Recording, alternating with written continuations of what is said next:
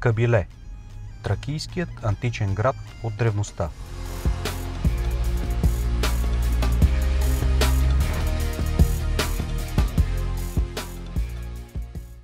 Единственият в България запазен тракийски античен град – древният Кабиле.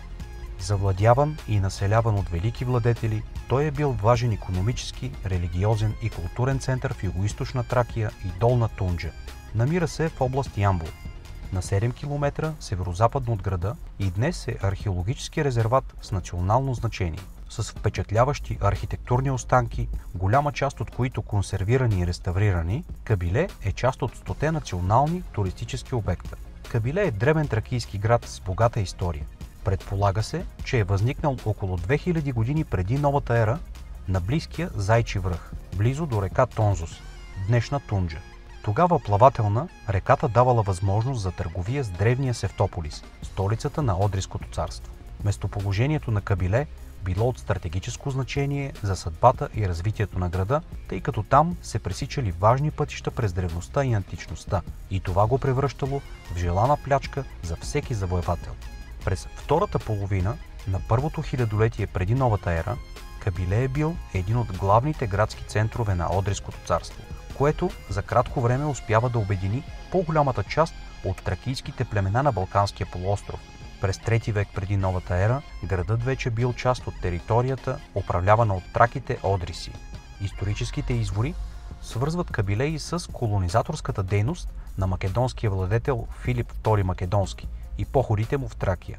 През 341 година преди новата ера той завладял града, а по-късно там е пребивавал и неговият син, най-известният военачалник на всички времена – Александър III Велики Македонски. С времето Кабиле се превръща в голям икономически и търговски център, осъществяващ активни търговски връзки с целия Егейски свят, Мала Азия и градовете по Тракийското крайбрежие. В този период градът е имал собствена монетарница, където са се сечали царски и градски емисии. Историята на древния Кабиле продължава като част от Римската империя, след като е бил превзет от войската на Марк Лукул през 71 година преди новата ера. От 45 година след новата ера градът става част от римската провинция Тракия, като сведенията твърдят, че от началото на 2 век Кабиле е бил един от най-важните римски военни лагери в провинцията. След реформите на император Диоклециан от началото на 4 век, градът станал един от най-значимите в своята провинция.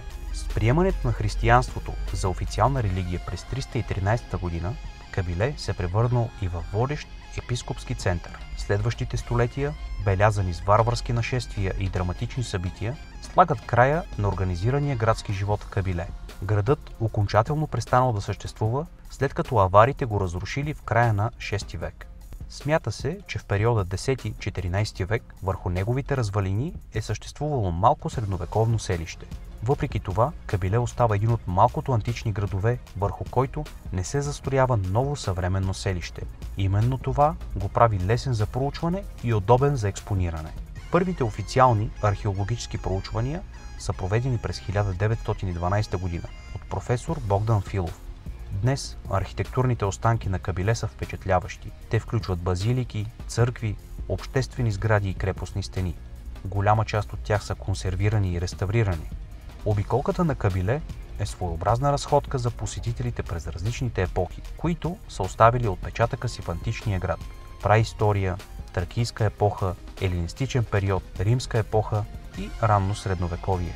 От проучените и експонирани обекти могат да се видят тракийската крепостна стена с няколко кули, западна порта като част от нея, скалното светилище на Зайчи връх, 2 ранно християнски базилики от началото на 4 век, 2 римски бани, участъци от римската стена в рамките на римския военен лагер с няколко кули, 2 казармени помещения, складове за зърно, както и един почти изцяло проучен късно античен квартал от периода 4-6 век.